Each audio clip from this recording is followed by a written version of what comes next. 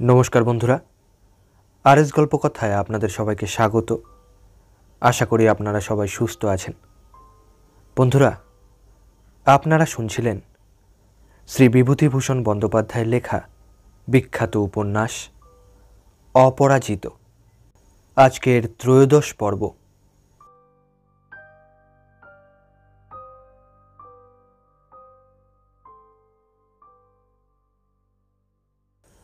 Kalikata are भालो लागे ना, किछुतेई ना।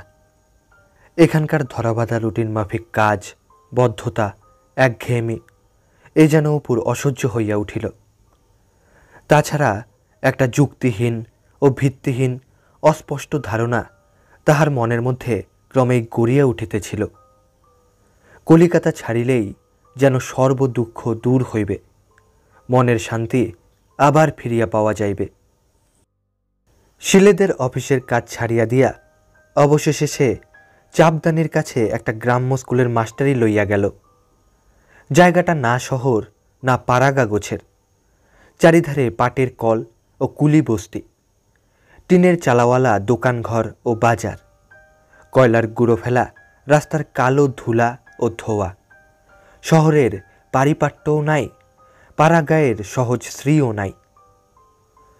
बड़दिनेर छुटीते प्रणब ढाका हईते कलिकाताय अपुर सहित साक्षात् करिते आसिल। से जानित अपू आजकल कलिकाताय थाके ना। सन्ध्यार किछु आगे से गिया चापदानी पौঁছিল। खुजिया खुजिया अपुर बासाओ बाहिर करिल। बाजारेर एकपाशे एकटा छोट्ट घर, तार अर्धेकटा एकटा डाक्तारखाना।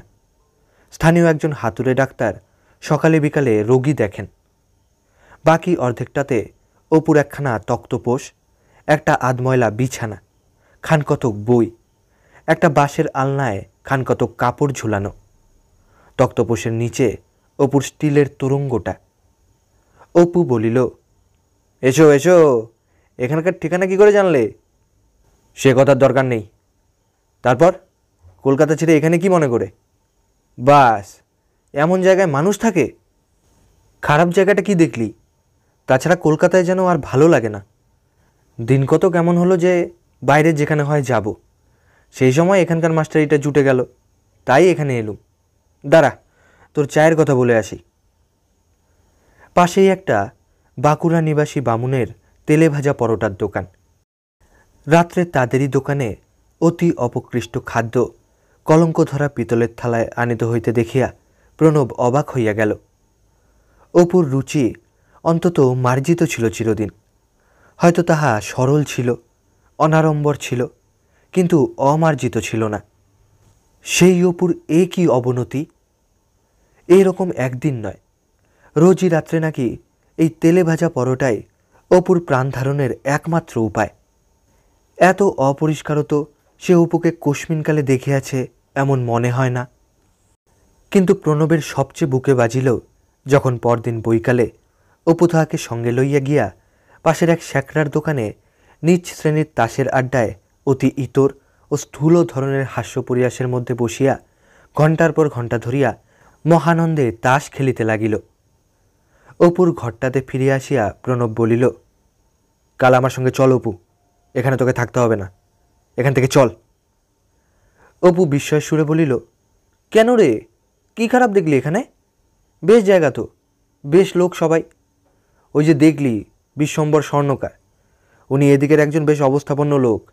ओर बाड़ी देखिसनी, गोला कत, मेয়ের বিয়েতে আমায় নেমন্তন্ন করেছিল, কি খাওয়ানটাই খাওয়ালেন, উহ। পরে খুশির সহিত বলিল, এখানে ওরা সব বলেছেন আমায় ধানের জমি দিয়ে বাস করাবেন, নিকটেই বেগমপুরে ওদের। বেশ জায়গা, কাল তোকে দেখাবো, চল। ওরাই ঘরদোর বেঁধে দেবেন বলেছেন। আপাতত মাটির, মানে বিচুলির ছাউনি।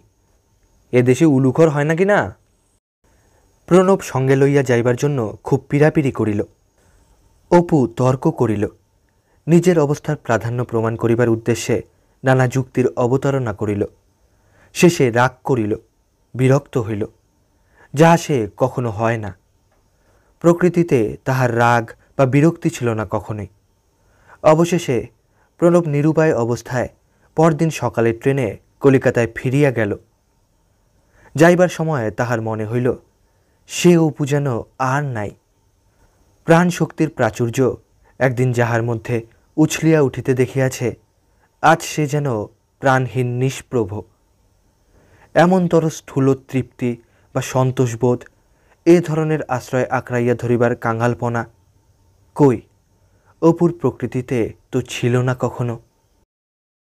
স্কুল হইতে ফিরিয়া রোজ অপু নিজের ঘরে রোয়াকে একটা হাতল ভাঙা চেয়ার পাতিয়া বসিয়া থাকে। এখানে সে অত্যন্ত একা ও সঙ্গীহীন মনে করে। বিশেষ করিয়া সন্ধ্যাবেলা সেটা এত অসহনীয় হইয়া উঠে, কোথাও একটু বসিয়া গল্পগুজব করিতে ভালো লাগে, মানুষের সঙ্গ স্পৃহণীয় মনে হয়। কিন্তু এখানে অধিকাংশই পাটকলের সর্দার, বাবু, বাজারের দোকানদার, তাও সবাই তাহার অপরিচিত।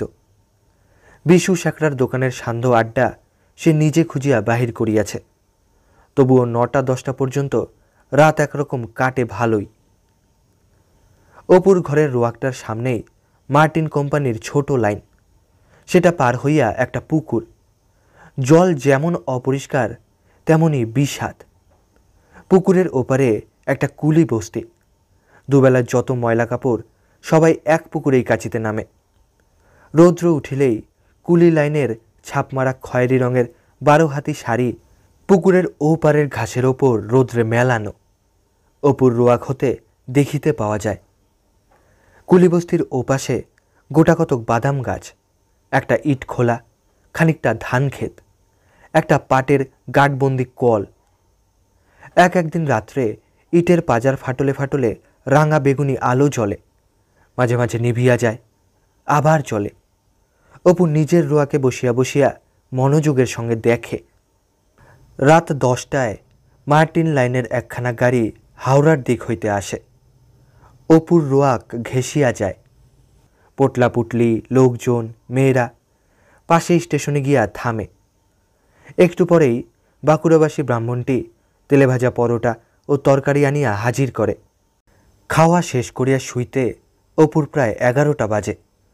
দিনের পর দিন একই রুটিন, বৈচিত্র্যও নাই, বদলও নাই। অপু কাহারও সহিত গায়ে পড়িয়া আত্মীয়তা করিতে যায় যে কোনো মতলব আটিয়া তাহা নহে। ইহা সে যখনই করে তখনই সে করে নিজের অজ্ঞাত সারে, নিঃসঙ্গতা দূর করিবার অচেতন আগ্রহে। কিন্তু নিঃসঙ্গতা কাটিতে চায় না সব সময়। যাইবার মতো জায়গা নাই, করিবার মতো কাজও নাই। চুপচাপ বসিয়া বসিয়া সময় কাটে না। ছুটির দিনগুলি তো অসম্ভবরূপ দীর্ঘ হইয়া পড়ে। নিকটেই ব্রাঞ্চ পোস্ট অফিস। অপু রোজ বৈকালে ছুটির পরে সেখানে গিয়া বসিয়া প্রতিদিনের ডাক অতি আগ্রহের সহিত দেখে। ঠিক বৈকালে 5টার সময় সাব অফিসের পিয়ন চিঠিপত্র ভরা সিল করা ডাকব্যাগটি ঘাড়ে করিয়া আনিয়া হাজির করে। সিল ভাঙিয়া বড় কাচি দিয়া সেটার মুখের বাঁধন কাটা হয়। একদিন অপুই বলে, ব্যাগটা খুলি চরণবাবু? চরণবাবু বলেন, হ্যাঁ হ্যাঁ খুলুন না, আমি ততক্ষণ স্টাম্পের হিসেবটা মিলিয়ে ফেলি। এই নিন কাচি। পোস্টকার্ড, খাম, খবরের কাগজ, পুলিন্দা, মানি অর্ডার। চরণবাবু বলেন, মানি অর্ডার 7খানা? দেখেছেন কাণ্ডটা মশাই, এদিকে টাকা নেই মোটে। টোটালটা দেখুন না একবার দয়া করে, 57 টাকা না? তবেই হয়েছে, রইল পরে। আমি তো আর স্ত্রীর গয়না বন্ধক দিয়ে টাকা এনে মানি অর্ডার তামিল করতে পারি না মশাই। এদিকে ক্যাশ বুঝে নেওয়া চাই বাবুদের রোজ রোজ। প্রতিদিন বৈকালে পোস্টমাস্টারের টহলদারি করা অপুর কাছে অত্যন্ত আনন্দদায়ক কাজ। সাগ্রহে স্কুলের ছুটির পর পোস্ট অফিসে দৌড়ানো চাই তাহার। তার সবচেয়ে আকর্ষণের বস্তু খামের চিঠিগুলি। প্রতিদিনের ডাকে বিস্তর খামের চিঠি আসে, নানা ধরনের খাম, সাদা, গোলাপি, সবুজ, নীল। চিঠি প্রাপ্তিটা চিরদিনই জীবনের একটি দুর্লভ ঘটনা বলিয়া চিরদিনই চিঠির, বিশেষ করিয়া খামের চিঠির প্রতি তাহার কেমন একটা বিচিত্র আকর্ষণ। মধ্যে 2 বৎসর অপর্ণা সে পিপাসা মিটাইয়াছিল। একখানা খাম বা তাহার ওপরের লেখাটা এতটা হুবহু সেরকম যে প্রথমটা হঠাৎ মনে হয় বুঝিবা সেই চিঠি দিয়াছে। একদিন শ্রীগোপাল মল্লিক লেনের বাসায় এইরকম খামের চিঠি তাহারও কত আসিত। তাহার নিজের চিঠি কোনোদিন থাকে না। সে জানে তাহা কোথাও হইতে আসিবার সম্ভাবনা নাই, কিন্তু শুধু নানা ধরনের চিঠির বাহ্য দৃশ্যের মোহটাই তাহার কাছে অত্যন্ত প্রবল। একদিন কাহার একখানি মালিক শূন্য সাকিম শূন্য পোস্টকার্ডের চিঠি ডেড লেটার অফিস হইতে ঘুরিয়া সারা অঙ্গে ভক্ত বৈষ্ণবের মতো বহু ডাকমোহরের ছাপ লইয়া এখানে আসিয়া পড়িল। বহু সন্ধান করিয়াও তাহার মালিক জুটিল না। সেখানে আর রোজ এ গ্রাম ও গ্রাম হইতে ঘুরিয়া আসে। পিয়ন কৈফিয়ত দেয়, এ নামে কোনো লোকই নাই এ অঞ্চলে। ক্রমে চিঠিখানা অনাদৃত অবস্থায় এখানে ওখানে পড়িয়া থাকিতে দেখা গেল। একদিন ঘরঝাড় দেবার সময় জঞ্জালের সঙ্গে কে সামনের মাঠের ঘাসের ওপরে ফেলিয়া দিয়াছিল। অপু কৌতূহলের সঙ্গে কুড়াইয়া লইয়া পড়িল। শ্রীচরণ কমলেশু, মেজদাদা, আজ অনেক দিন যাবৎ আপনি আমাদের নিকট কোনো পত্রাদি দেন না, এবং আপনি কোথায় আছেন কি ঠিকানা না জানিতে পারায় আপনাকেও আমরা পত্র লিখি নাই। আপনার আগের ঠিকানাতেই এ পত্রখানা দিলাম। আশা করি উত্তর দিতে ভুলবেন না। আপনি কেন আমাদের নিকট পত্র দেওয়া বন্ধ করিয়াছেন তাহার কারণ বুঝিতে সক্ষম হই নাই। আপনি বোধ হয় আমাদের কথা ভুলিয়া গিয়াছেন। তাহা না হইলে আপনি আমাদের এখানে না আসিলেও একখানা পত্র দিতে পারেন। এতদিন আপনার খবর না জানিতে পারিয়া কিভাবে দিন যাপন করিতেছি তাহা সামান্য পত্রে লিখিলে কি বিশ্বাস করিবেন মেজদাদা? আমাদের সঙ্গে আপনার সম্পর্ক কি একেবারেই ফুরাইয়া গিয়াছে? সে যা হোক, যে রূপ অদৃষ্ট নিয়ে জন্মগ্রহণ করিয়াছি সেই রূপ ফল। আপনাকে বৃথা দোষ দিব না। আশা করি আপনি অসন্তোষ হইবেন না। যদি অপরাধ হইয়া থাকে ছোট বোন বলিয়া ক্ষমা করিবেন। আপনার শরীর কেমন আছে আপনি আমার সভক্তি প্রণাম জানিবেন। খুব আশা করি পত্রের উত্তর পাইব। আপনার পত্রের আশায় পথ চাহিয়া রহিলাম। ইতি সেবিকা কুসুমলতা বসু। কাঁচা মেলি হাতের লেখা। লেখার অপটুত্ব ও বানান ভুলে ভরা। সহোদর বোনের চিঠি নয়, কারণ পত্রখানা লেখা হইতেছে জীবন কৃষ্ণ চক্রবর্তী নামের কোনো লোককে। এত আগ্রহপূর্ণ আবেগভরা পত্রখানার শেষকালে এই গতি ঘটিল। মেয়েটি ঠিকানা জানে না, নয়তো লিখিতে ভুলিয়াছে। অপটু লেখার ছত্রে ছত্রে যে আন্তরিকতা ফুটিয়াছে তাহার প্রতি সম্মান দেখাইবার জন্য পত্রখানা সে তুলিয়া লইয়া নিজের বাক্সে আনিয়া রাখিল। মেয়েটির ছবি চোখের সম্মুখে ফুটিয়া ওঠে। 15-16 বৎসর বয়স, সুঠাম গড়ন, ছিপছিপে পাতলা, একরাশ কালো কোকড়া কোকড়া চুল মাথায়, ডাগর চোখ। কোথায় সে তাহার মেজদাদার পত্রের উত্তরের অপেক্ষায় বৃথাই পথ চাহিয়া আছে?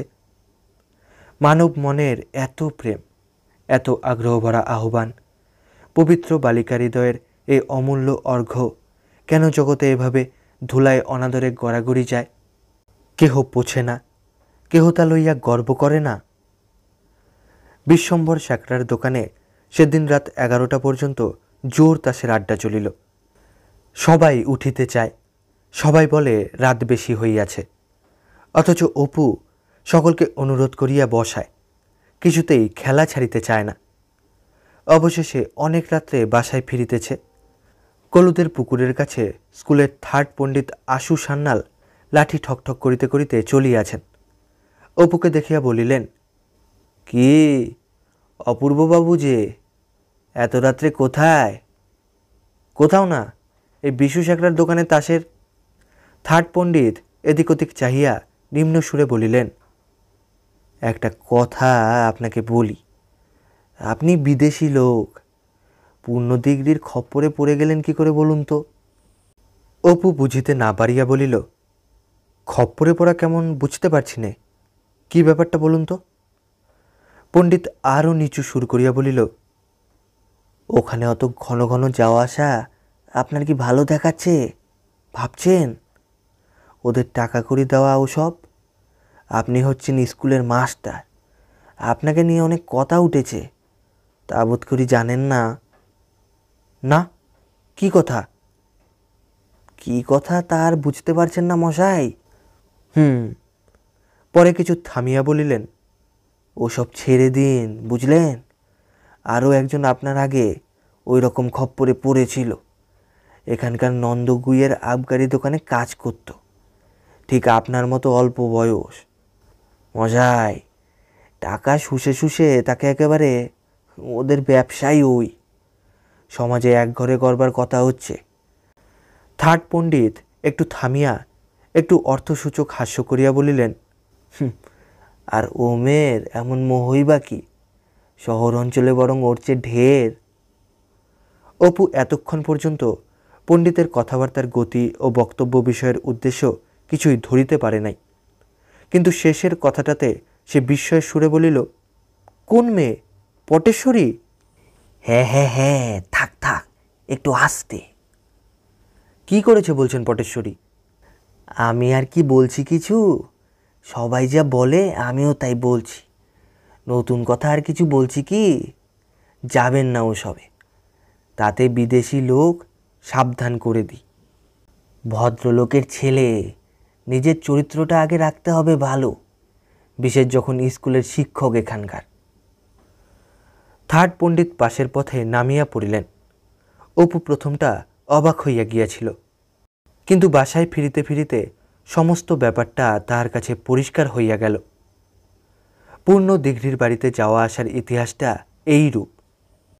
প্রথমে এখানে আসিয়া অপু কয়েকজন ছাত্র লইয়া এক সেবা সমিতি স্থাপন করিয়াছিল।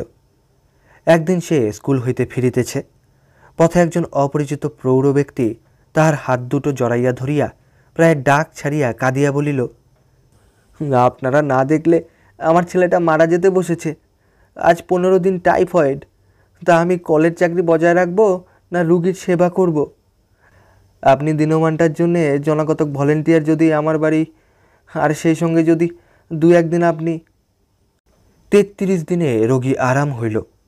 এই 33 দিনের অধিকাংশ দিনই অপু নিজে ছাত্রদের সঙ্গে প্রাণপণে খাটিয়াছে। রাত্রি 3টায় ঔষধ খাওয়াইতে হইবে। অপু ছাত্রদিগকে জাগিতে না দিয়া নিজে জাগিয়াছে। 3টা না বাজা পর্যন্ত বাহিরের দেওয়ার একপাশে বই পড়িয়া সময় কাটাইয়াছে, পাছে এমনি বসিয়া থাকিলে ঘুমাইয়া পড়ে। একদিন দুপুরে টাল খাইয়া রোগী যায় যায় হইয়াছিল। দিঘরি মশায় পাট কলে। সেদিন ভলেন্টিয়ার দলের আবার কেহই ছিল না। দুপুরে ভাত খাইতে গিয়াছিল। অপু দিঘরি মশায় স্ত্রীকে ভরসা দিয়া বুঝাইয়া শান্ত রাখিয়া মেয়ে দুটির সাহায্যে গরম জল করাইয়া বোতলে পুড়িয়া শেক তাপ ও হাত পা ঘষিতে ঘষিতে আবার দেহের উষ্ণতা ফিরিয়া আসে। ছেলে সারিয়া উঠিলে দিঘরি মশায় একদিন বলিলেন, আপনি আমার যা উপকারটা করেছেন মাস্টার মশাই, তা এক মুখে আর কি বলবো। আমার স্ত্রী বলছিল, আপনার তো রেঁধে খাওয়ার কষ্ট, এই 1 মাসে আপনি তো আমাদের আপনার লোক হয়ে পড়েছেন। তা আপনি কেন আমাদের ওখানেই খান না? আপনি বাড়ির ছেলের মতো থাকবেন, খাবেন, কোনো অসুবিধা আপনার হতে পারে না। সেই হইতে অপু এখানে একবেলা করিয়া খায়। পরিচয় অল্প দিনের বটে, কিন্তু বিপদের দিনের মধ্য দিয়া সে পরিচয়। কাজেই ঘনিষ্ঠতা ক্রমে আত্মীয়তায় পরিণত হইতে চলিয়াছে। অপু পূর্ণদিঘরির স্ত্রীকে শুধু মাসিমা বলিয়া ডাকে তাহাই নয়, মাসের বেতন পাইলে সবটা আনিয়া নতুন পাতানো মাসিমার হাতে তুলিয়া দেয়। সে টাকার হিসাব প্রতি মাসের শেষে মাসিমা মুখে মুখে বুঝাইয়া দিয়া আরও 4-5 টাকা বেশি খরচ দেখাইয়া দেন এবং পরের মাসের মাহিনা হইতে কাটিয়া রাখেন। বাজারে বিশু শাকরা একদিন বলিয়াছিল, দিঘরি বাড়ি টাকা রাখবেন না অমন করে, ওরা অভাবী লোক, বিশেষ করে দিঘরি গিন্নি ভারী খেলোয়াড় মেয়ে ছেলে। বিদেশি লোক আপনি, আপনাকে বলে রাখি, ওদের সঙ্গে অত মেলামেশার দরকার কি আপনার? মেয়ে দুইটির সঙ্গে সে মেশে বটে। বড় মেয়েটির নাম পটেশ্বরী, বয়স বছর 14-15 হইবে, রং উজ্জ্বল শ্যামবর্ণ, তবে তাহাকে দেখিয়া সুন্দরী বলিয়া কোনো দিনই মনে হয় নাই অপুর। তবে এটুকু সে লক্ষ্য করিয়াছে, তাহার সুবিধা অসুবিধার দিকে বাড়ির এই মেয়েটি একটু বেশি লক্ষ্য রাখে। পটেশ্বরী না রাধিয়া দিলে অর্ধেক দিন বোধহয় তাহাকে না খাইয়া স্কুলে যাইতে হইত। তাহার ময়লা রুমালগুলি নিজে চাহিয়া লইয়া সাবান দিয়া রাখে। ছোট ভাইয়ের হাতে টিফিনের সময় তাহার জন্য আটার রুটি পাঠাইয়া দেয়। অপু খাইতে বসিলে পান সাজিয়া রুমালে জড়াইয়া রাখে। কি একটা ব্রতের সময় বলিয়াছিল, আপনার হাত দিয়ে ব্রতটা নেব মাস্টার মশাই। এসবের জন্য সে মনে মনে মেয়েটির ওপর কৃতজ্ঞ। কিন্তু এসব জিনিস যে বাহিরের দিক হইতে এরূপভাবে দেখা যাইতে পারে এ কথা পর্যন্ত তাহার মনে কখনো উদয় হয় নাই। সে জানেই না এ ধরনের সন্দিগ্ধ ও অসুচি মনোভাবের খবর। সে বিস্মিতও হইল, রাগও করিল। শেষে ভাবিয়া চিন্তিয়া পরদিন হইতে পূর্ণ দিঘির বাড়ি যাওয়া আসা বন্ধ করিল। ভাবিল, কিছু না, মাঝে পড়ে পটেশ্বরীকে বিপদে পড়তে হবে। ইতিমধ্যে বাঁকুড়াবাসী বামুনটি রাশিকৃত বাজার দেনা ফেলিয়া একদিন ঝাঁঝরা, হাতা ও বেলুনখানা মাত্র সম্বল করিয়া চাপদানির বাজার হইতে রাতারাতি উধাও হইয়াছিল। সুতরাং আহারাদির খুবই কষ্ট হইতে লাগিল। দিঘরি বাড়ি হইতে ফিরিয়া সে মনে মনে ভাবিল, এরকম বাবা মা তো কখনো দেখিনি। বেচারিকে এভাবে কষ্ট দেওয়া, ছি, যাক, ওদের সঙ্গে কোনো সম্পর্ক আর রাখব না। সেদিন ছুটির পর অপু একখানা খবরের কাগজ উল্টাইতে উল্টাইতে দেখিতে পাইল একটা শিক্ষা বিষয়ক প্রবন্ধের লেখক তাহার বন্ধু জানকী, এবং নামের তলায় ব্র্যাকেটের মধ্যে লেখা আছে on deputation to England. Janaki ভালো করিয়া MA ও BT পাস করিবার পর গভর্নমেন্ট স্কুলে মাস্টারি করিতেছে।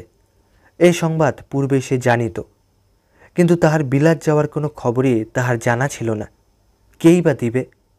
দেখি দেখি, বারে, জানকী বিলাত গিয়াছে? বাহ! প্রবন্ধটা কৌতূহলের সহিত পড়িল।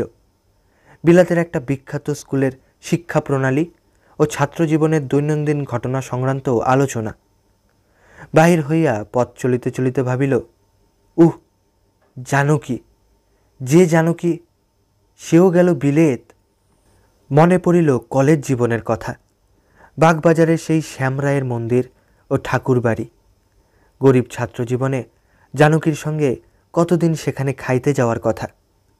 ভালোই হইয়াছে, জানকী কম কষ্টটা করিয়াছিল কি একদিন।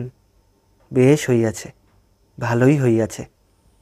এই অঞ্চলের রাস্তায় বড় ধুলো, তাহার ওপর আবার কয়লার গুঁড়া দেওয়া। পথ হাঁটা মোটেই প্রীতিকর নয়। দুধারে কুলি বস্তি, ময়লা দড়ির চারপাই পাতিয়া লোকগুলো তামাক টানিতেছে ও গল্প করিতেছে। এ পথ চলিতে চলিতে অপরিচ্ছন্ন সংকীর্ণ বস্তিগুলির দিকে চাহিয়া সে কতবার ভাবিয়াছে, মানুষ কোন টানে, কিসের লোভে এ ধরনের নরককুণ্ডে স্বেচ্ছায় বাস করে? জানে না, বেচারীরা জানে না। পলে পলে এই নোংরা আবহাওয়া তাহাদের মনুষ্যত্বকে, রুচিকে, চরিত্রকে, ধর্মস্পৃহাকে গলা টিপিয়া খুন করিতেছে। সূর্যের আলোকে ইহারা কখনো ভোগ করে নাই? বন বনানীর শ্যামলতাকে ভালোবাসে নাই? পৃথিবীর মুক্ত রূপকে প্রত্যক্ষ করে নাই? নিকটে মাঠ নাই, বেগমপুরের মাঠ অনেক দূরে, রবিবার ভিন্ন সেখানে যাওয়া চলে না। সুতরাং খানিকটা বেড়াইয়াই সে ফিরিল। অনেক দিন হইতে এ অঞ্চলের মাঠে ও পাড়াগায়ে ঘুরিয়া ঘুরিয়া এদিকের গাছপালা ও বনের ফুলের একটা তালিকা ও বর্ণনা সে একখানা বড় খাতায় সংগ্রহ করিয়াছে।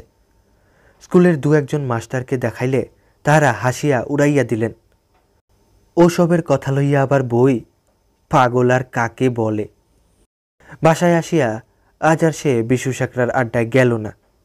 বসিয়া বসিয়া ভাবিতে ভাবিতে জানকীর কথা মনে পড়িল। বিলাতে, তা বেশ, কতদিন গিয়াছে কে জানে। ব্রিটিশ মিউজিয়াম টিউজিয়াম এতদিনে সব দেখা হইয়া গিয়াছে নিশ্চয়। পুরানো নরম্যান দুর্গ দু একটা, পাশে পাশে জুনিপারের বন, দূরে ঢেউ খেলানো মাঠের সীমায় খড়িমাটির পাহাড়ের পিছনে সন্ধ্যাধূসর আটলান্টিকের উদার বুকে অস্ত আকাশের রঙিন প্রতিচ্ছায়া। কি কি গাছ, পাড়াগায়ের মাঠের ধারে কি কি বনের ফুল। ইংল্যান্ডের বনফুল নাকি ভারী দেখিতে সুন্দর, পপি, ক্লিম্যাটিস, ডেজি। বিশু সাকরার দোকান হইতে লোক ডাকিতে আসে, আসিবার আছে তো দেরি কিসের? কেলুরে ভীম সাধুকা, মহেশ সাবুই, নীলু ময়রা, ফকির আড্ডি এরা অনেকক্ষণ আসিয়া বসিয়া আছে। মাস্টারমশাইয়ের যাইবার অপেক্ষায় এখনো খেলা যে আরম্ভ হয় নাই। অপু যায় না, তাহার মাথা ধরিয়াছে। না, আজ সে আর খেলায় যাইবে না। ক্রমে রাত্রি বাড়ে, পদ্মপুকুরের ওপারে কুলিবস্তির আলো নিভিয়া যায়, নৈশবায়ু শীতল হয়। রাত্রি 10:30টায় আপ ট্রেন হেলিতে দুলিতে ঝকঝক শব্দে রোয়াকের কোল ঘেঁষিয়া চলিয়া যায়। পয়েন্টসম্যান আধারে লণ্ঠন হাতে আসিয়া সিগন্যালের বাতি নামাইয়া লইয়া যায়। জিজ্ঞাসা করে, মাস্টারবাবু এখনো বসিয়া আছেন? কে, বজুয়া? হ্যাঁ, সে এখনো বসিয়া আছে। কিসের ক্ষুধা, কিসের যেন একটা অতৃপ্ত ক্ষুধা। ও বেলা একখানা পুরানো জ্যোতির্বিজ্ঞানের বই লইয়া নাড়াচাড়া করিতেছিল। এখানা খুব ভালো বই এ সম্বন্ধে, শিলেদের বাড়ির চাকরি জীবনে কিনিয়াছিল। এখানা হইতে অপর্ণাকে কতদিন নীহারিকা ও নক্ষত্রপুঞ্জের ফটোগ্রাফ দেখাইয়া বুঝাইয়া দিত। ও বেলা যখন সেখানা লইয়া পড়িতেছিল তখন তাহার চোখে পড়িল অতি ক্ষুদ্র সাদা রঙের, খালি চোখের খুব তেজ না থাকিলে দেখা প্রায় অসম্ভব, এরূপ একটা পোকা বইয়ের পাতায় চলিয়া বেড়াইতেছে। ওর সম্বন্ধে ভাবিয়াছিল, এই বিশাল জগৎ, নক্ষত্রপুঞ্জ, উল্কা, নীহারিকা, কোটি কোটি দৃশ্য অদৃশ্য জগৎ লইয়া এই অনন্ত বিশ্ব। ও তো এরই একজন অধিবাসী। এই যে চলিয়া বেড়াইতেছে পাতাটার উপরে, ওই ওর জীবনানন্দ। কতটুকু ওর জীবন, আনন্দ কতটুকু, কিন্তু মানুষেরই বা কতটুকু? ওই নক্ষত্র জগতের সঙ্গে মানুষের সম্বন্ধই বা কী? আজকাল তাহার মনে একটা নৈরাশ্য ও সন্দেহবাদের ছায়া মাঝে মাঝে যেন উকি মারে। এই বর্ষাকালে সে দেখিয়াছে ভিজা জুতার ওপর একরকম ক্ষুদ্র ক্ষুদ্র ছাতা গজায়। কতদিন মনে হইয়াছে মানুষও তেমনি পৃথিবীর পৃষ্ঠে এইরকম ছাতার মতো জন্মিয়াছে।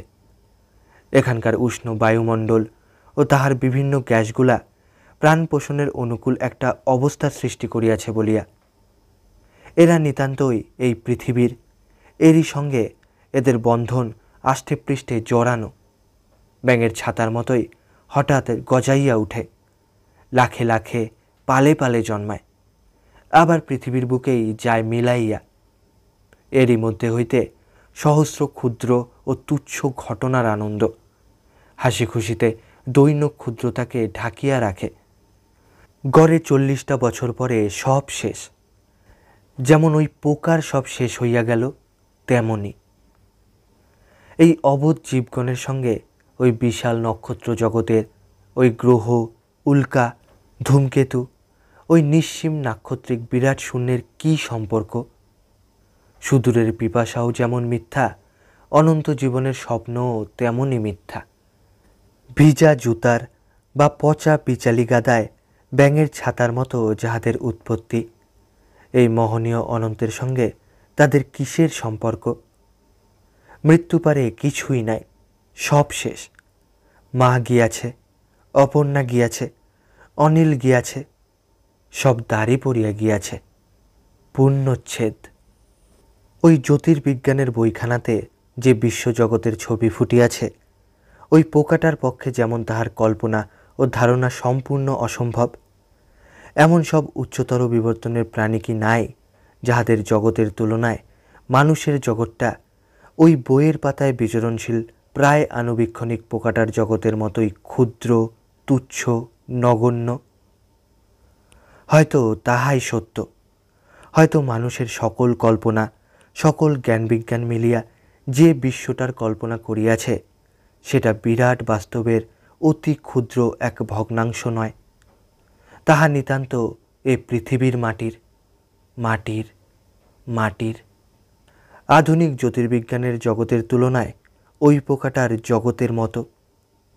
হয়তো তাহাই। কে বলিবে হ্যাঁ কি না? মানুষ মরিয়া কোথায় যায়? ভিজা জুতাকে রোদ্রে দিলে তাহার উপরকার ছাতা কোথায় যায়? স্কুলের সেক্রেটারি, স্থানীয় বিখ্যাত চাউল ব্যবসায়ী রামতারণ গুইয়ের বাড়ি এবার পূজার খুব ধুমধাম। স্কুলের বিদেশি মাস্টার মহাশয়েরা কেহ বাড়ি যান নাই। এই বাজারে চাকুরিটা যদি বা জুটিয়া গিয়াছে, এখন সেক্রেটারির মন তুষ্টি করিয়া সেটা তো বজায় রাখিতে হইবে। তাহারা পূজার কয়দিন সেক্রেটারির বাড়িতে প্রাণপণ পরিশ্রম করিয়া লোকজনের আদর অভ্যর্থনা, খাওয়ানোর বিলি বন্দোবস্ত প্রভৃতিতে মহাব্যস্ত। সকলেই বিজয়া দশমীর পরদিন বাড়ি যাইবেন। অপুর হাতে ছিল ভাড়ার ঘরের চার্জ। কয়দিন রাত্রি 11টা পর্যন্ত খাটিবার পর বিজয়া দশমীর দিন বৈকালে সে ছুটি পাইয়া কলিকাতায় আসিল। প্রায় 1 বৎসরের একঘেয়ে ওই পাড়াগেয়ে জীবনের পরে বেশ লাগে শহরের এই সজীবতা। এই দিনটার সঙ্গে বহু অতীত দিনের নানা উৎসব চপল আনন্দ স্মৃতি জড়ানো আছে। কলিকাতায় আসিলেই যেন পুরানো দিনের সেসব উৎসবরাজি তাহাকে পুরাতন সঙ্গী বলিয়া চিনিয়া ফেলিয়া প্রীতিমধুর কলহাস্যে আবার তাহাকে ব্যগ্র আলিঙ্গনে আবদ্ধ করিয়া ফেলিবে। পথে চলিতে চলিতে নিজের ছেলের কথা মনে হইতে লাগিল বারবার। তাহাকে দেখা হয় নাই, কি জানি কীরকম দেখিতে হইয়াছে, অপর্ণার মতো না তাহার মতো। ছেলের ওপর অপু মনে মনে খুব সন্তুষ্ট ছিল না। অপর্ণার মৃত্যুর জন্য সে মনে মনে ছেলেকে দায়ী করিয়া বসিয়াছিল বোধ হয়। ভাবিয়াছিল পূজার সময় একবার সেখানে গিয়া দেখিয়া আসিবে, কিন্তু যাওয়ার কোনো তাগিদ মনের মধ্যে খুঁজিয়া পাইল না। চক্ষু লজ্জার খাতিরে খোকার পোশাকের দরুন 5টি টাকা শ্বশুর বাড়িতে মনি অর্ডার করিয়া পাঠাইয়া পিতার কর্তব্য সমাপন করিয়াছে। আজিকার দিনে শুধু আত্মীয় বন্ধুবান্ধবদের সঙ্গে সাক্ষাৎ করিতে ইচ্ছা যায়, কিন্তু তাহার কোনো পূর্ব পরিচিত বন্ধু আজকাল আর কলিকাতায় থাকে না। কে কোথায় ছড়াইয়া পড়িয়াছে। গ্রে স্ট্রিটের মোড়ে দাঁড়াইয়া প্রতিমা দেখিতে দেখিতে ভাবিতে লাগিল কোথায় যাওয়া যায়। তারপরে সে লক্ষ্যহীনভাবে চলিল। একটা সরু গলি, দুজন লোকে পাশাপাশি যাওয়া যায় না। দুধারে একতলার নিচু স্যাঁতস্যাঁতে ঘরে ছোট ছোট গৃহস্থেরা বাস করিতেছে। একটা রান্নাঘরে 26-27 বছরের একটি বউ লুচি ভাজিতেছে। 2টি ছোট মেয়ে ময়দা বেলিয়ে দিতেছে। অপু ভাবিল 1 বৎসর পরে আজ হয়তো ইহাদের লুচি খাইবার উৎসব দিন। একটা উঁচু রোয়াকে অনেকগুলি লোক কোলাকুলি করিতেছে। গোলাপি সিল্কের ফ্রক পরা কোকড়া চুল একটি ছোট মেয়ে দরজার পর্দা তুলিয়া তাহার দিকে চাহিয়া আছে। একটা দৃশ্যে তাহার ভারী দুঃখ হইল। এক মুড়ির দোকানে প্রৌঢ়া মুড়িওয়ালিকে একটি অল্প বয়সী নিচ শ্রেণীর পতিতা মেয়ে বলিতেছে, ও দিদি দিদি, একটু পায়ের ধুলো দাও। পরে পায়ের ধুলা লইয়া বলিতেছে, একটু সিদ্ধি খাওয়াবে না? শোনো ও দিদি। মুড়িওয়ালি তাহার কথায় আদৌ কান না দিয়া সোনার মোটা অনন্তপরা ঝিয়ের সহিত কথাবার্তা কহিতেছে। মেয়েটি তাহার মনোযোগ ও অনুগ্রহ আকর্ষণ করিবার জন্য আবার প্রণাম করিতেছে ও আবার বলিতেছে, দিদি ও দিদি, একটু পায়ের ধুলো দাও। পরে হাসিয়া বলিতেছে, একটু সিদ্ধি খাওয়াবে না ও দিদি। অপু ভাবিল এ রূপহীনা হতভাগিনীও হয়তো কলিকাতায় তাহার মতো একাকী। কোন খোলার ঘরের অন্ধকার গর্ভগৃহ হইতে আজিকার দিনের উৎসবে যোগ দিতে তাহার চুনুরি শাড়িখানা পরিয়া বাহির হইয়াছে। পাশের দোকানের অবস্থাপন্ন মুড়িওয়ালির অনুগ্রহ ভিক্ষা করিতেছে উৎসবের অংশ হইতে, যাহাতে সে বঞ্চিত না হয়। ওর চোখে ওই মুড়িওয়ালি হয়তো কত বড় লোক। ঘুরিতে ঘুরিতে সেই কবিরাজ বন্ধুটির দোকানে গেল। বন্ধু দোকানেই বসিয়া আছে। খুব আদর করিয়া বলিল, এসো এসো ভাই, ছিলে কোথায় এতদিন? বন্ধুর অবস্থা পূর্বাপেক্ষাও খারাপ। পূর্বের বাসা ছাড়িয়া নিকটের একটা গলিতে 3.5 টাকা ভাড়াতে একটা খোলার ঘর লইয়াছে, নতুবা চলে না। বলিল, আর ভাই পারি নে, এখন হয়েছে দিন আনি দিন খাই অবস্থা। আমি আর স্ত্রী দুজনে মিলে বাড়িতে আচার চাটনি, পয়সা প্যাকেট চা এইসব করে বিক্রি করি। অসম্ভব স্ট্রাগল করতে হচ্ছে ভাই। এসো বাসায় এসো। নিচু স্যাঁতস্যাঁতে ঘর। বন্ধুর বউ বা ছেলে মেয়ে কেহই বাড়ি নাই। পাড়ার মেয়েদের সঙ্গে গলির মুখে বড় রাস্তার ধারে দাঁড়াইয়া প্রতিমা দেখিতেছে। বন্ধু বলিল, এবার আর ছেলে মেয়েদের কাপড় টাপড় দিতে পারিনি, বলি ওই পুরানো কাপড় ধোপার বাড়ি থেকে কাজিয়ে পর। বউটার চোখে জল দেখে শেষকালে ছোটো মেয়েটার জন্য একখানা ডুরের শাড়ি। তাই বসো বসো, চা খাও। বাহ, আজকের দিনে যদি এলে, দাঁড়াও ডেকে আনি ওকে। অপু ইতিমধ্যে গলির মোড়ের দোকান হইতে 8 আনার খাবার কিনে আনিল। খাবারের ঠোঙা হাতে যখন সে ফিরিয়াছে, তখন বন্ধু ও বন্ধুপত্নী বাসায় ফিরিয়াছে। বারে, আবার কোথায় গিয়েছিলে? ওতে কি খাবার? বারে, খাবার তুমি আবার কেন? অপু হাসি মুখে বলিল, তোমার আমার জন্য তো আনিনি, খুকি রয়েছে, ওই খোকা রয়েছে। এসো তো মানু। কি নাম? রমলা। হো বাবা, বাপের শখ দেখো, রমলা। বউ ঠাকরুন, ধরুন তো এটা। বন্ধুপত্নী আধ ঘণ্টা টানিয়া প্রসন্ন হাসি ভরা মুখে ঠোঙাটি হাতে লইলেন। সকলকে চা ও খাবার দিলেন, সেই খাবারই। আধ ঘণ্টাটাক পর অপু বলিল, উঠি ভাই, আবার চাপদানিতেই ফিরব। বেশ ভালো ভাই, কষ্টের সঙ্গে তুমি এই যে লড়াই করছো, এতেই তোমাকে ভালো করে চিনে নিলাম। কিন্তু বউ ঠাকরুনকে একটা কথা বলে যাই, অত ভালো মানুষ হবেন না। আপনার স্বামী তা পছন্দ করেন না। 2-1 দিন একটু আধটু চুলোচুলি, হাতা যুদ্ধ, বেলুন যুদ্ধ, জীবনটা বেশ একটু সরস হয়ে উঠবে, বুঝলেন না? এ আমার মত নয় কিন্তু, আমার এই বন্ধুটির মত। আচ্ছা আসি, নমস্কার। বন্ধুটি পিছু পিছু আসিয়া হাসি মুখে বলিল, ও হে, তোমার বউ ঠাকরুন বলছেন ঠাকুরপোকে জিজ্ঞেস করো, উনি বিয়ে করবেন না? এরকম সন্ন্যাসী হয়ে ঘুরে ঘুরে বেড়াবেন? উত্তর দাও। অপু হাসিয়া বলিল, দেখে শুনে আর ইচ্ছে নেই ভাই, বলে দাও। বাইরে আসিয়া ভাবে, আচ্ছা তবু এরা আজ ছিল বলে বিজয়ার আনন্দটা করা গেল। সত্যি শান্ত বউটি, ইচ্ছে করে এদের কোনো হেল্প করি। কি করে হয়? হাতে এদিকে পয়সা কোথায়? তাহার পর কিসের টানে সে ট্রামে উঠিয়া একেবারে ভবানীপুরে লীলাদের বাড়ি গিয়া হাজির হইল। রাত তখন প্রায় 8:30। লীলার দাদামশায়ের লাইব্রেরি ঘরটাতে লোকজন কথাবার্তা বলিতেছে। গাড়ি বারান্দাতে 2খানা মোটর দাঁড়াইয়া আছে। পোকার উপদ্রবের ভয়ে হলের ইলেকট্রিক আলোগুলিতে রাঙা সিল্কের ঘেরাটোপ বাঁধা। মার্বেলের সিঁড়ির ধাপ বাহিয়া হলের সামনের চাতালে উঠিবার সময় সেই গন্ধটা পাইল। কিসের গন্ধ ঠিক সে জানে না, হয়তো দামি আসবাবপত্রের গন্ধ, নয়তো লীলার দাদামশায়ের দামি চুরুটের গন্ধ। এখানে আসলেই ওটা পাওয়া যায়।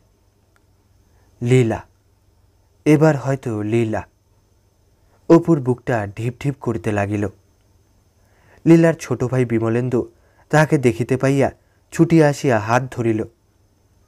এই বালকটিকে অপুর বড় ভালো লাগে। মাত্র 2 ইহার আগে সে অপুকে দেখিয়াছে, কিন্তু কি চোখেই সে দেখিয়াছে। একটু বিস্ময় মাখানো আনন্দের সুরে বলিল, অপূর্ববাবু, আপনি এতদিন পরে কোথা থেকে? আসুন আসুন, বসবেন। বিজয়ার প্রণামটা, দাঁড়ান। এসো এসো, কল্যাণ হোক। মা কোথায়? মা গিয়েছেন বাগবাজারের বাড়িতে, আসবেন এখুনি, বসুন। ইয়ে, তোমার দিদি এখানে তো না? ও। এক মুহূর্তে সারা বিজয়া দশমীর উৎসবটা, আজকার সকল ছোটাছুটি ও পরিশ্রমটা অপুর কাছে বিষাদ, নীরস, অর্থহীন হইয়া গেল। শুধু আজ বলিয়া নয়, পূজা আরম্ভ হইবার সময় হইতেই সে ভাবিতেছে, লীলা পূজার সময় নিশ্চয় কলিকাতায় আসিবে, বিজয়ার দিন গিয়া দেখা করিবে। আজ চাপদানির চটকলে 5টার ভো বাজিয়া প্রভাত সূচনা হওয়ার সঙ্গে সঙ্গে সে অসীম আনন্দের সহিত বিছানায় শুইয়া ভাবিয়াছিল, বৎসর 2 পরে আজ লীলার সঙ্গে ওবেলা দেখা হইবে। এখন সেই লীলাই নাই এখানে। বিমলেন্দু তাহাকে উঠিতে দিল না। চা ও খাবার আনিয়া খাওয়াইল, বলিল, বসুন, এখন উঠতে দেব না। নতুন আইসক্রিমের কলটা এসেছে, বড় মামার বন্ধুদের জন্য সিদ্ধির আইসক্রিম হচ্ছে। খাবেন সিদ্ধির আইসক্রিম? রোজ দেওয়া, আপনার জন্য 1 ডিশ আনতে বলে এলুম। আপনার গান শোনা হয়নি কতদিন। না সত্যি, একটা গান করতেই হবে, ছাড় চিনে। লীলা কি সেই রায়পুরেই আছে? আসবে টাসবে না? এখন তো আসবে না দিদি। দিদির নিজের ইচ্ছেতে তো কিছু হবার জো নেই। দাদামশাই পত্র লিখেছিলেন, জামাইবাবু উত্তর দিলেন এখন নয়, দেখা যাবে এরপর। তাহার পর সে অনেক কথা বলিল। অপু এসব জানিত না। জামাইবাবু লোক ভালো নয়, খুব রাগী, বদমেজাজি। দিদি খুব তেজিমে বলে পেরে ওঠে না, তবু ব্যবহার আদৌ ভালো নয়। নিচু সুরে বলিল, নাকি খুব মাতালু। দিদি তো সব কথা লেখে না, কিন্তু এবার বড়দিদির ছেলে কিছুদিন বেড়াতে গিয়েছিল নাকি গরমের ছুটিতে। সে এসে সব বললে। বড় দিদিকে আপনি চেনেন না? সুজাতা দি এখানেই আছেন, এসেছেন আজ। ডাকবো তাকে? অপুর মনে পড়িল সুজাতাকে, বড় বৌরানীর মেয়ে, বাল্যের সেই সুন্দরী তন্বী সুজাতা। বর্ধমানের বাড়িতে তাহারই যৌবন পুষ্পিত তনুলতাটি একদিন অপুর অনভিজ্ঞ শৈশব চক্ষুর সম্মুখে নারী সৌন্দর্যের সমগ্র ভাণ্ডার যেন নিঃশেষে উজাড় করিয়া ঢালিয়া দিয়াছিল। 12 বৎসর পূর্বের সেই উৎসবের দিনটা আজও এমন স্পষ্ট মনে পড়ে। একটু পরে সুজাতা হাসি মুখে পর্দা ঠেলিয়া ঘরে ঢুকিল, কিন্তু একজন অপরিচিত সুদর্শন তরুণ যুবককে ঘরের মধ্যে দেখিয়া প্রথমটা সে তাড়াতাড়ি পিছু হটিয়া পর্দাটা পুনরায় টানিতে যাইতেছিল। বিমলেন্দু হাসিয়া বলিল, বারে, ইনি তো অপূর্ববাবু। বর্দি, চিনতে পারেননি? অপু উঠিয়া পায়ের ধুলা লইয়া প্রণাম করিল। সে সুজাতা আর নাই। বয়স 30 পার হইয়াছে, খুব মোটা হইয়া গিয়াছে। মাথার সামনের দিকে 2-1 গাছা চুল উঠিতে শুরু হইয়াছে। যৌবনের চটুল লাবণ্য গিয়া মুখে মাতৃত্বের কোমলতা। বর্ধমানে থাকিতে অপুর সঙ্গে একদিনও সুজাতার আলাপ হয় নাই। রাধুনির ছেলের সঙ্গে বাড়ির বড় মেয়ের কোন আলাপই বা সম্ভব ছিল? সবাই তো আর লীলা নয়। তবে বাড়ির রাধুনি বামনির ছেলেটিকে ভয়ে ভয়ে বড়লোকের বাড়িতে একতলা দালানের বারান্দাতে অনেকবার সে বেড়াইতে ঘোরাফেরা করিতে দেখিয়াছে বটে। সুজাতা বলিল, এসো এসো, বসো। এখানে কি করো? মা কোথায়? মা তো অনেক দিন মারা গিয়েছেন। তুমি বিয়ে থাওয়া করেছ তো? কোথায়? সে সংক্ষেপে সব বলিল। সুজাতা বলিল, তা আবার বিয়ে করনি? না না, বিয়ে করে ফেলো। সংসারে থাকতে গেলে ওসব তো আছেই, বিশেষ যখন তোমার মাও নেই। সে বাড়ির আর মেয়েটে নেই। অপুর মনে হইল, লীলা থাকিলে সে তোমার মা এ কথা না বলিয়া শুধু মা বলিত। তাহাই সে বলে। লীলার মতো আর কে এমন দয়াময়ী আছে তাহার জীবনে, যে তাহার সকল দারিদ্র্যকে, সকল হীনতাকে উপেক্ষা করিয়া পরিপূর্ণ করুণার ও মমতার স্নেহপানি সহজ বন্ধুত্বের মাধুর্যে তাহার দিকে এমন প্রসারিত করিয়া দিয়াছে। সুজাতার কথার উত্তর দিতেই এ কথাটা ভাবিয়া সে কেমন অন্যমনস্ক হইয়া গেল।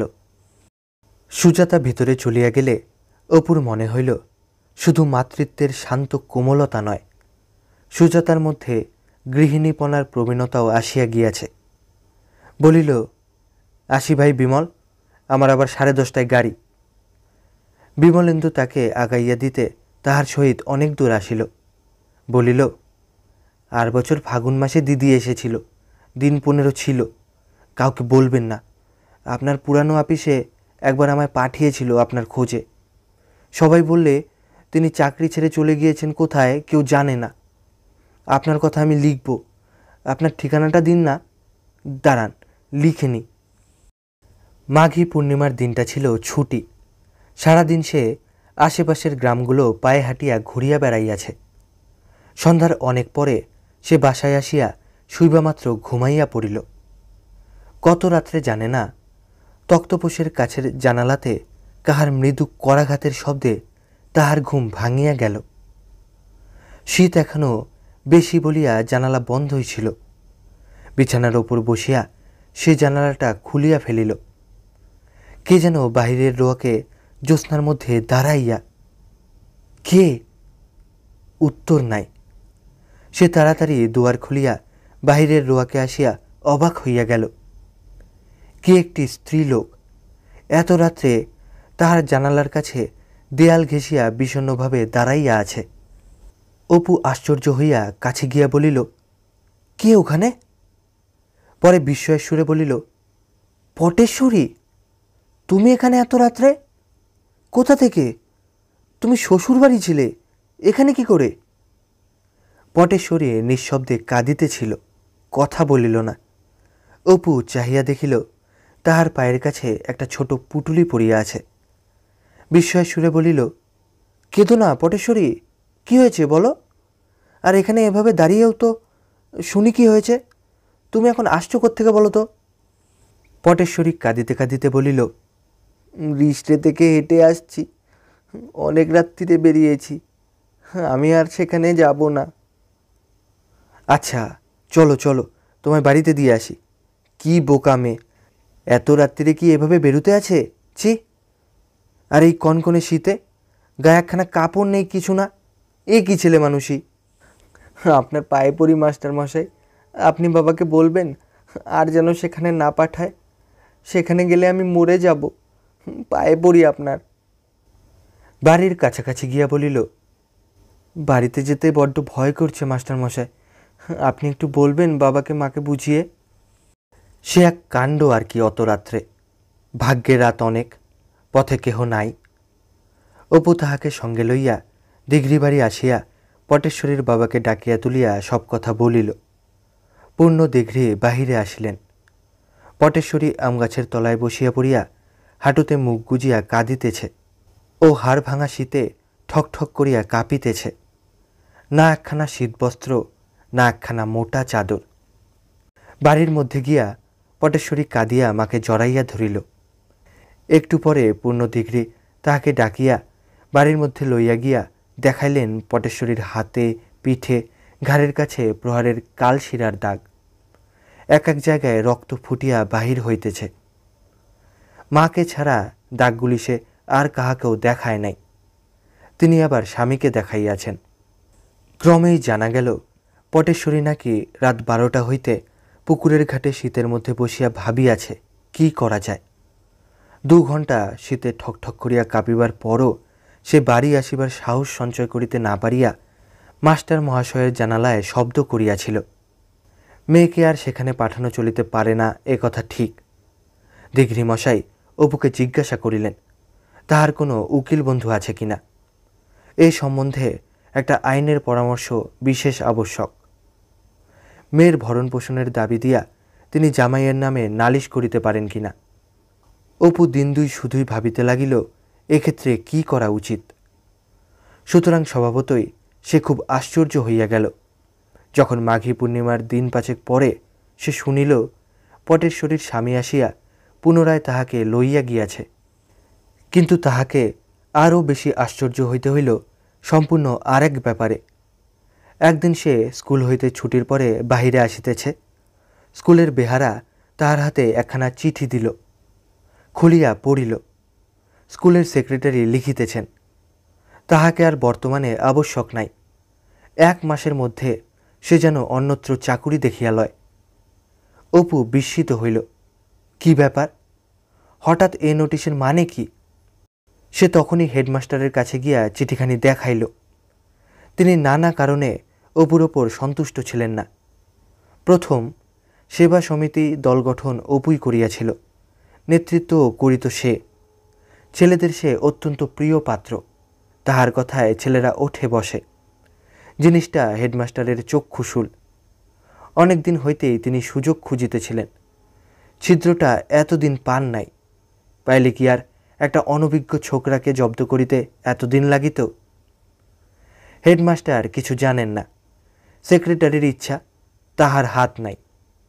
সেক্রেটারি জানাইলেন কথাটা এই যে অপূর্ববাবুর নামে নানা কথা রটিয়াছে দিঘরি বাড়ির মেয়েটির এই সব ঘটনা লইয়া। অনেক দিন হইতেই এ লইয়া তাহার কানে কোনো কোনো কথা গেলেও তিনি শোনেন নাই। কিন্তু সম্প্রতি ছেলেদের অভিভাবকদের মধ্যে অনেকে আপত্তি করিতেছেন যে ওরূপ চরিত্রের শিক্ষককে স্কুলে কেন রাখা হয়। অপুর প্রতিবাদ সেক্রেটারি কানে তুলিলেন না। দেখুন, ওসব কথা আলাদা। আমাদের স্কুলের ও ছাত্রদের দিক থেকে এ ব্যাপারটা অন্যভাবে আমরা দেখব কি না। একবার যার নামে কুৎসার উঠেছে তাকে আর আমরা শিক্ষক হিসেবে রাখতে পারি নে, তা সে সত্যিই হোক বা মিথ্যেই হোক। অপুর মুখ লাল হইয়া গেল এই বিরাট অবিচারে। সে উত্তেজিত সুরে বলিল, বেশ তো মশাই, এ বেশ জাস্টিস হলো তো। সত্যি মিথ্যে না জেনে আপনারা একজনকে এই বাজারে অনায়াসে চাকরি থেকে ছাড়িয়ে দিচ্ছেন, বেশ তো। বাহিরে আসিয়া রাগে ও ক্ষোভে তাহার চোখে জল আসিয়া গেল। মনে ভাবিল, এসব হেডমাস্টারের কারসাজি। আমি যাব তার বাড়ি খোসামত করতে, যাই যাক চাকরি।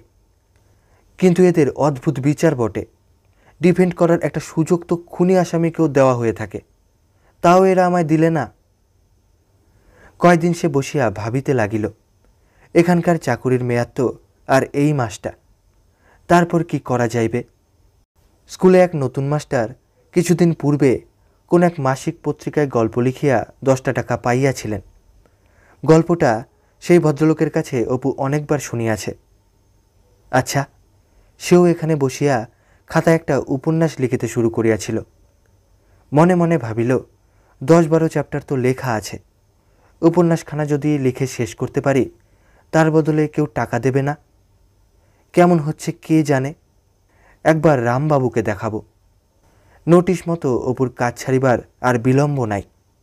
একদিন পোস্ট অফিসের ডাকব্যাগ খুলিয়া খাম ও পোস্টকার্ডগুলি নাড়িতে চাড়িতে একখানা বড় চৌকো সবুজ রঙের মোটা খামের ওপর নিজের নাম দেখিয়া বিস্মিত হইল। কে তাহাকে এত বড় শৌখিন খামে চিঠি দিল?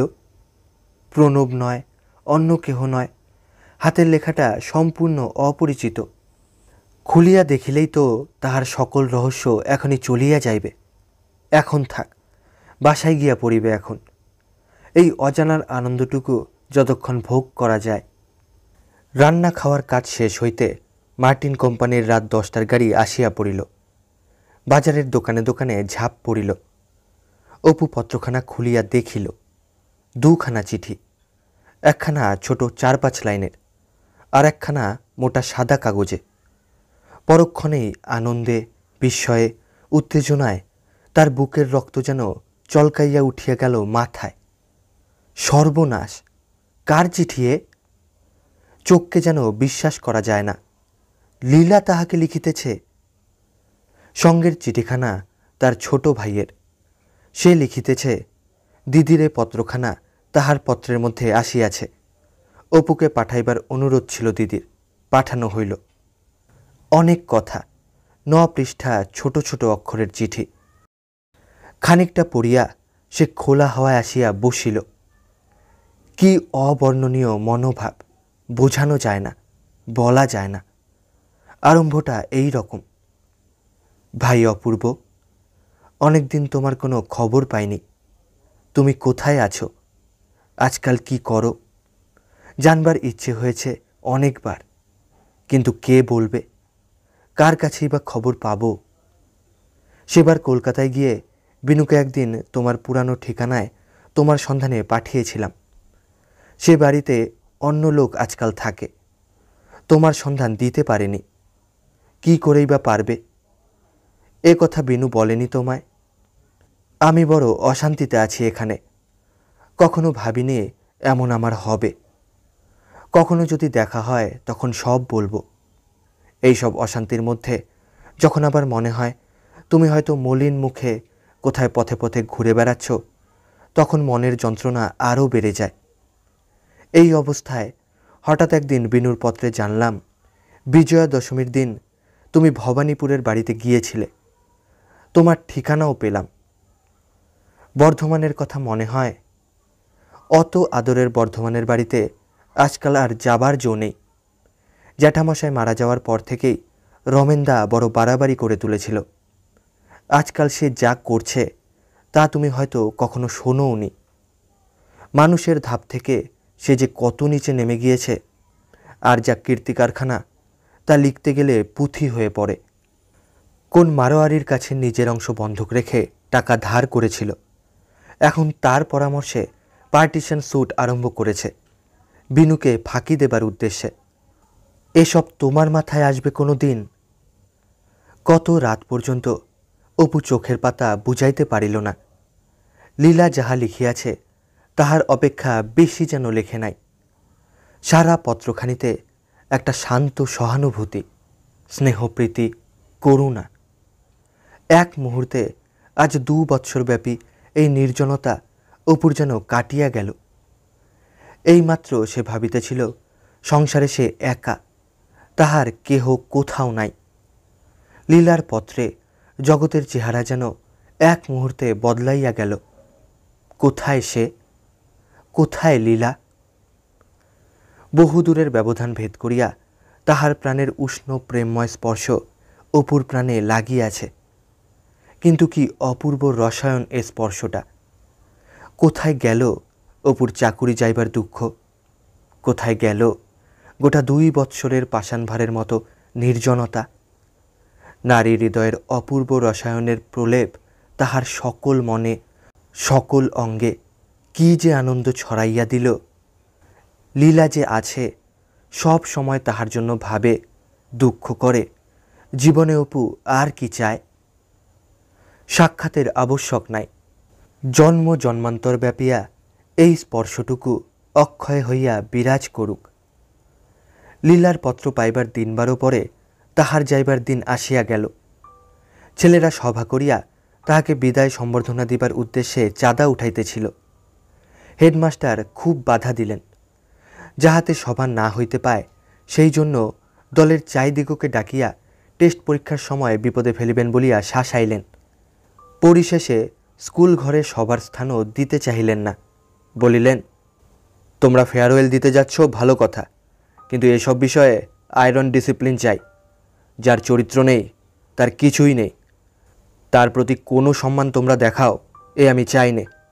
অন্তত স্কুল ঘরে আমি তার জায়গা দিতে পারি নে।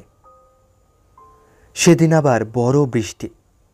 মহেন্দ্র সাবুইয়ের আটচালায় জন 30 ওপরের ক্লাসের ছেলে হেডমাস্টারের ভয়ে লুকাইয়া হাতে লেখা অভিনন্দনপত্র পড়িয়া ও গাঁদা ফুলের মালা গলায় দিয়া অপুকে বিদায় সম্বর্ধনা জানাইল।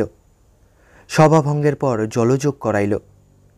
প্রত্যেকে পায়ের ধুলা লইয়া তাহার বাড়ি আসিয়া বিছানাপত্র গুছাইয়া দিয়া নিজেরা তাহাকে বৈকালে ট্রেনে তুলিয়া দিল।